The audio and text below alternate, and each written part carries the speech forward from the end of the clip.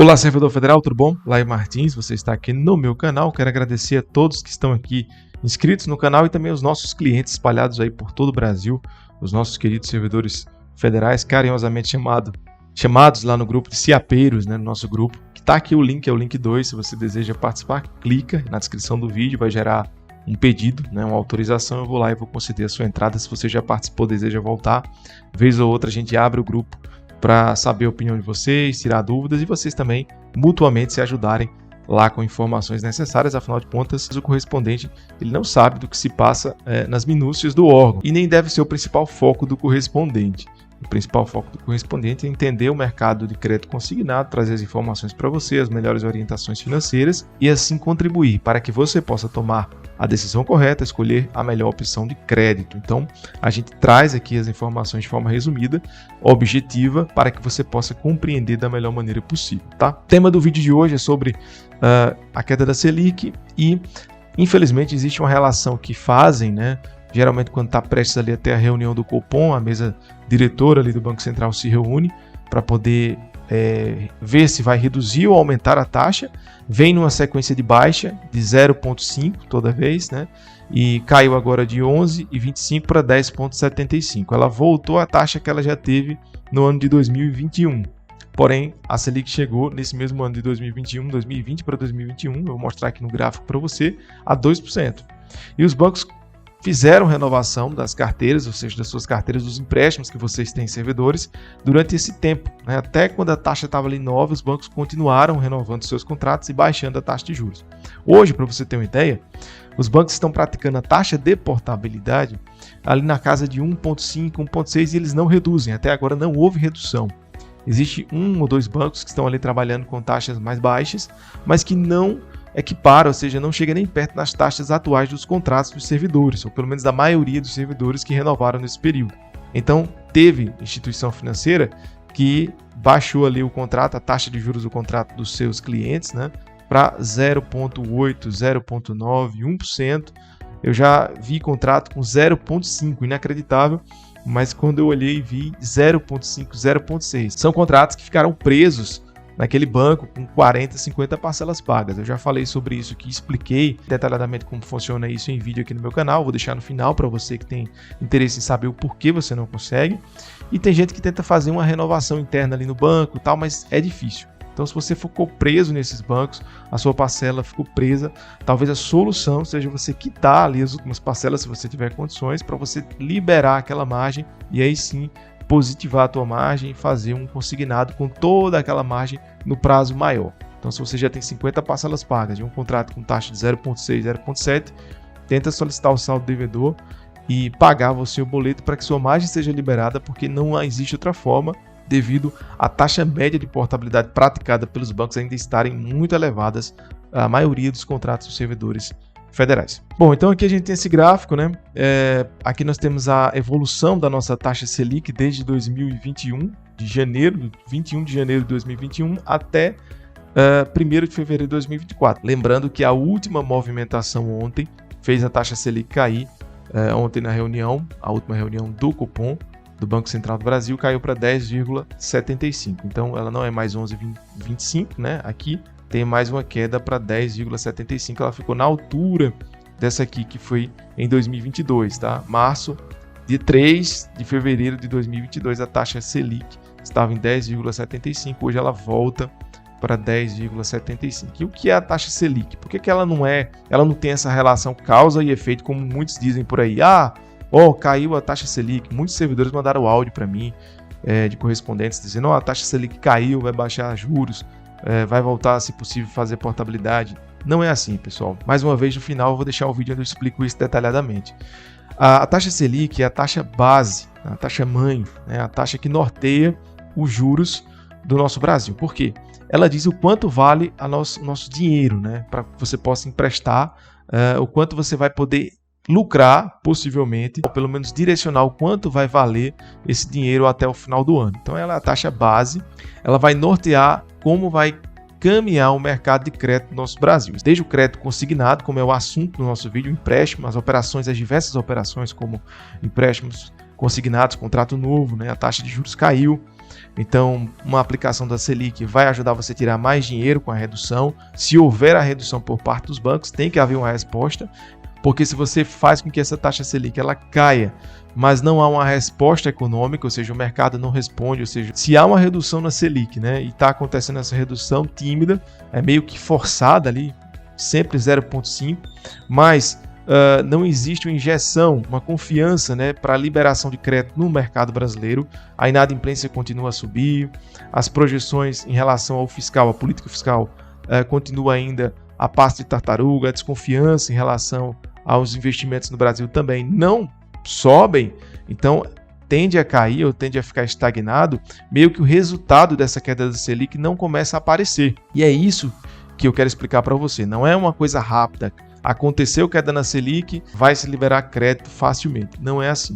É preciso esperar a resposta das instituições financeiras, dos investidores, do mercado financeiro de um modo geral, para saber se eles vão olhar para essa queda como algo bom e vão liberar o crédito, ou seja, porque eles estão olhando muito lá na frente. Nós estamos olhando nesse momento a queda, eles estão olhando como está a situação e como vai estar sendo conduzida a economia de um modo geral, de uma maneira mais ampla. Lembrando que quem renovou os contratos aqui até mais ou menos quando ela estava 9,25, quando você pega lá seu extrato de consignação, você servidor federal, se tiver 2022, 2021, com certeza, dependendo do banco, você baixou sua taxa de juros do seu contrato para 1% ou menos. Tá? Até 2022 aqui, em 9,25, os bancos estavam baixando a taxa de juros. Você diz lá, por quê?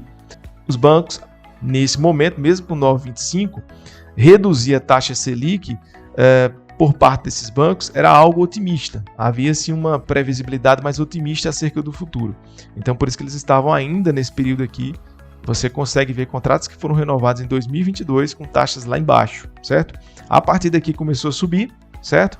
E aqui já ficou mais difícil, as taxas começaram a subir de portabilidade. Então hoje é muito difícil, quase impossível, quem está com taxa lá embaixo, como eu expliquei, conseguir fazer renovação, portabilidade e ainda mais entrando a questão da negatividade que dificulta essa operação de crédito. Então aqui nós temos alguns indicadores econômicos, rapidamente, para que você possa ver o nosso IPCA aí está 0,83% tá, de aumento, a INPC também 0,81%, a variação do nosso PIB e o desemprego. Tá? Esses números aqui fazem parte também da situação econômica do Brasil. Então há um aumento considerável aqui, tá?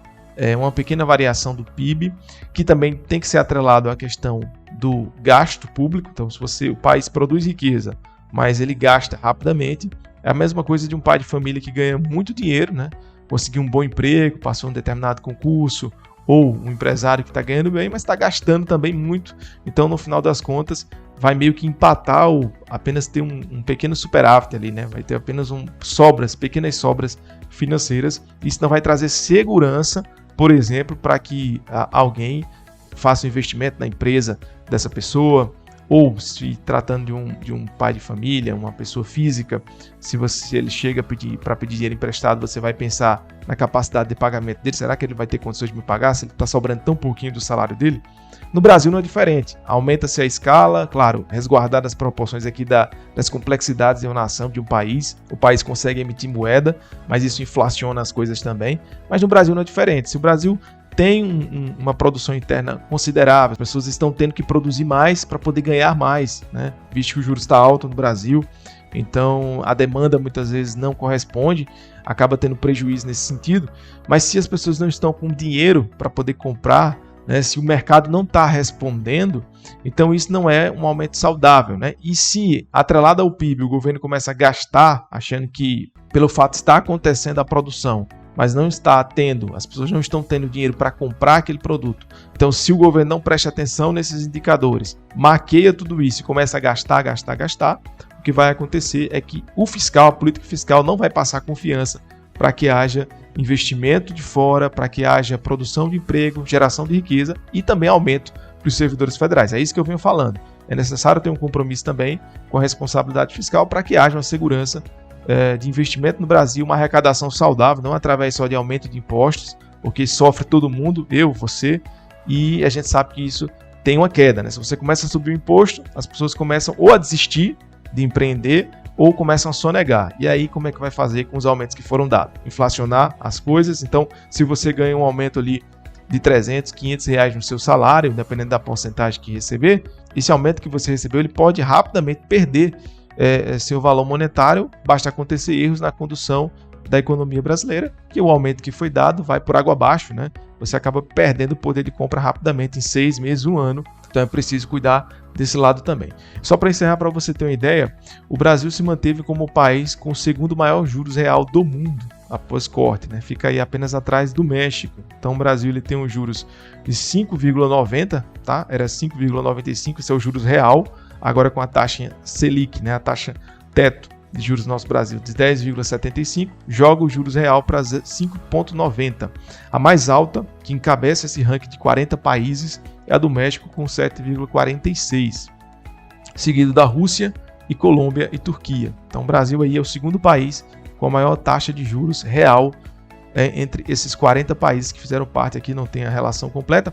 Mas um detalhe, a Argentina tem o menor juros real entre os países do ranking, com menos 42,89. Claro, ele explica aqui com relação aos juros altos que houve lá, né, a inflação galopante, é necessário para que você possa valorizar, vamos dizer assim, ou trazer um renovo na sua economia, baixar os juros. Segundo o levantamento, o país melhorou nas indicações do ranking. Olha que interessante, né? Novo governo na Argentina, já houve uma melhora nos resultados. E esse ponto aqui é interessante. Por que está acontecendo? Está sendo considerado tanto as projeções de inflação, ou seja, como é que vai ficar essa situação, não é só baixar a taxa de juros, mas é saber como vai ficar as projeções do mercado num todo, qual vai ser a inflação e a perspectiva de juros no futuro, né, pelo mercado. Então, quando a gente fala Selic caiu, não é causa e efeito, né? Logo em seguida você vai conseguir fazer tudo. É necessário ver qual vai ser a resposta do país, dos bancos em relação a isso. Então é por isso que eu convido você a se inscrever no canal, porque nos próximos vídeos nós vamos trazer as novidades. Em havendo resposta dos bancos, das instituições baixando a taxa de juros, que é óbvio que vai acontecer, mas a passos de tartaruga, né? Como tem acontecido, nós vamos trazer aqui para você as novas possibilidades de portabilidade e os bancos que vão entrar aí para fazer esse tipo de operação caso haja uma redução na taxa deste produto. Outra informação que eu queria trazer para vocês aqui é um dado histórico aqui do nosso PIB, e para que vocês possam ter uma ideia dessa relação do Produto Interno Bruto com a situação do Brasil, olha só que interessante, no ano de 2020 nós tivemos a pandemia, tá? Então aqui, como você pode ver, olha como caiu a nossa produção, né? Cerca de menos 10% aí caiu a nossa produção. Mas para você ver como uma má condução da economia é tão prejudicial, tão grave, causa tantos danos quanto uma pandemia. A pandemia foi algo histórico, todo mundo, né, caiu as produções dos países, todos os países foram para o vermelho, até uns mais que o Brasil. O Brasil se recuperou bem, passou bem pela pandemia, ajudou a sua população de modo geral. Mas olha o período de 2015 e 2016, uma má administração. 2014, né, 15 e 16 começou ali, que foi o período que houve a retirada da presidente Dilma, o impeachment. A recessão econômica, olha os prejuízos financeiros que nós tivemos nesse período, se comparado a uma pandemia. Então, uma má administração da economia pode nos levar a ter uma pandemia sem, de fato, existir uma pandemia. Pode nos levar a ter os efeitos drásticos de uma pandemia sem estar passando por uma pandemia. O que agrava mais essa situação é que, na pandemia, todos estavam na mesma situação, caindo, né? Mas aqui não. Aqui só o Brasil caindo, toda a economia mundial crescendo, então aqui pode se agravar mais essa situação. Então a gente tem que torcer para que a condução econômica, a política fiscal do nosso Brasil, os gastos públicos, a governança das estatais brasileiras seja feita com prudência, com sabedoria, para não voltarmos a essa situação. Lembrando que aqui, se eu não me engano, o déficit primário estava na casa dos 500 bi, né? E já chegamos aí no primeiro ano em 230 bi de déficit, então não está tão distante não. Se esse ano se repetir ao ano passado, ou seja, dobrar a meta, né, ou deixar a meta aberta, nós vamos chegar aí rapidamente aos 400 bilhões de déficit primário, já em 2025, o que ocasionaria aí o início de uma possível recessão nos próximos anos, e isso a gente não quer. Tá bom, Lai, você falou tudo isso, mas o que é que isso tem a ver? Eu quero meu aumento salarial, eu quero fazer portabilidade, enfim, isso tem tudo a ver.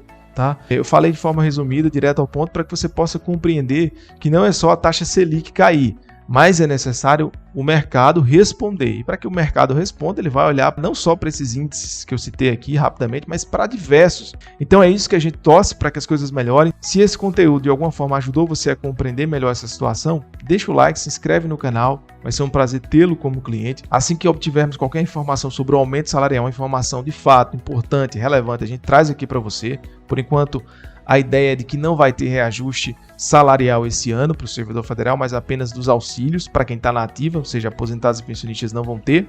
Mas qualquer novidade, mudança nesses planos, a gente traz aqui para vocês. E se você deseja fazer o seu crédito consignado com segurança, com as melhores taxas, cartão, entendendo como funciona, tendo a aprovação daquele cartão que você não conseguiu, entre em contato clicando no link na descrição desse vídeo ou aqui no meu canal. Você clicando aqui, você também vai poder falar comigo e vai ser um prazer atendê-lo. Quero agradecer aí aos quase 6 mil inscritos, tá? Tanto de aposentados e pensionistas e ativos do CIAP, como também servidores públicos de todo o Brasil. E você, aposentado e pensionista do INSS também, que é o nosso público fiel aqui no canal. Muito obrigado, até o próximo vídeo, aguardo o seu contato. Valeu!